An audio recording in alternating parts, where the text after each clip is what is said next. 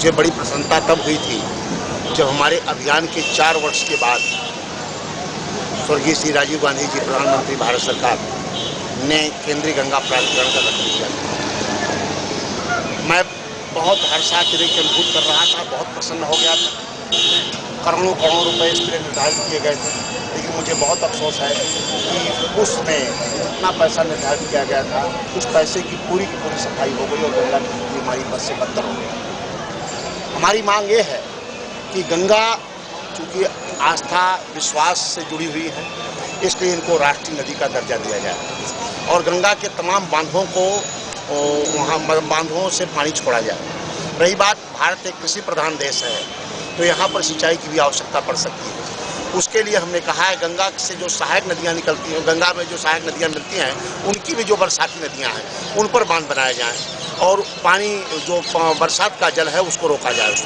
उससे कई समस्या का निदान हो सकता है। आज धरती में जो पानी की कमी हो रही है, जो जल का स्तर नीचे जा रहा है, वो जल स्तर भी हम रोक सकते हैं और साथ ही साथ सिंचाई की सुविधा और विद्युतीकरण, मत्स्य पालन सब कुछ हम कर सकते हैं। और समय समय पर वही जल, चूँकि प्रदूषण की समस्या बरसात, गर्मी और जाड़े में होती है, तो उस जल को हम समय समय पर छोड़ भी सकते हैं और निश्चित रूप से हमारी गंगा साफ हो सकती है।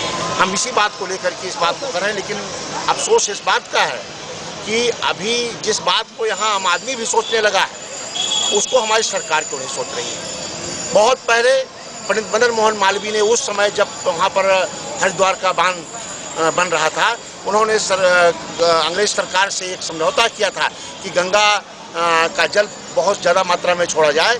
अंग्रेज तो मान गए थे, लेकिन मुझे अफसोस है कि हमारी सरकार है, हम सब हैं, हम सब क्यों नहीं मान रहे हैं, क्यों एक दूसरे की भावनाओं के साथ खिलवाड़ कर रहे हैं और अपने अपने पैर में हम कुल्हाड़ी मार रहे हैं।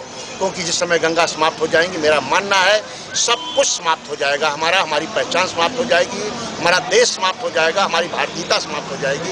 ये हमारा कहना है। नाम आपका? मुझे पता है और सब जानते हैं कि गंगा भारतीय संस्कृति, धर्म और दर्शन की आधारशिला है। गंगा स्वच्छ जल की प्रतीक है और गंगा जल की एक बूंद पाने के लिए प्रत्येक भारतीय चिंतित रहता है। आज गंगा में टेहरी, हरिद्वार, नरोरा, कानपुर में भी विराज रहा है कि तमाम स्थानों पर बांध बना करके उनके स्वच्छ जल को रोक दिया गया है और इसके बदले में चमड़ा उद्योग का पानी, शहरों का गंदा जल ज़्यादा मात्रा में छोड़ा जा रहा है। यही कारण है कि गंगा का जल का रंग भी बदरंग हो रहा है, उनकी धारा मलिन हो गई है और बहुत तेज़ी के साथ प्रदूषण बढ़ रहा है। मैंने ये भी देखा है कि गंगा के स्वीपर ऐसे जंतु हैं जिनको कि मगरमच्छ, घड़ियाल, कछुआ, डॉल्फिन और सूक्ष्म जीवों में एक वायरस है जिसे कि हम जीवाणुभोजी कहते हैं, उनकी संख्या ना के बराबर रह गई है, घटती जा रही है, जिससे गंगा का जल और प्रदूषित होता जा रहा है।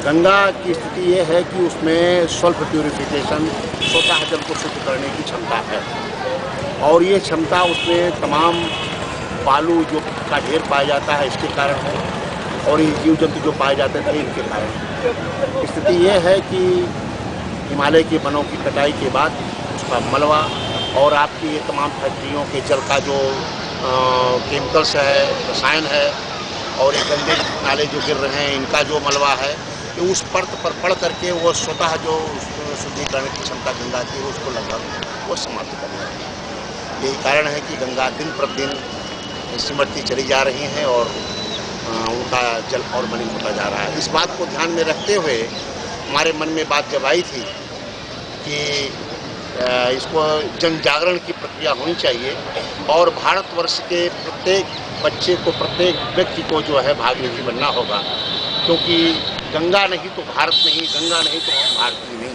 और जब सब कोई मिलकर के एक जन आंदोलन का रूप लेगा तब जाकर के निश्चित रूप से गंगा हमारी स्वच्छ हो पाएंगी। इसी प्रक्रिया को लेकर के किसान चला रहे हैं। मुझे इस बात का जरूर कष्ट है कि टेहरी बांध का निर्माण जब हुआ तो उस बांध का निर्माण नहीं होना चाहिए था, क्योंकि वो स्थल ऐसा है जो भूकंप प्रभावित क्षेत्र है, किसी भी समय वहाँ पर भूकंप आ सकता है और तब हिमालय का पर्यावरण बदल सकता है। हिमालय के पर्यावरण के बदलने पर वहाँ कई नदियों का मार्ग बदल सकता है और एक स्थिति ये भी हो सकती है कि गंगा या और भी नदियाँ समाप्त हो सकती हैं, हमारा देश मरुस्थल हो सकता है, हमारे देश की स्थिति बहुत दयनीय हो सकती है।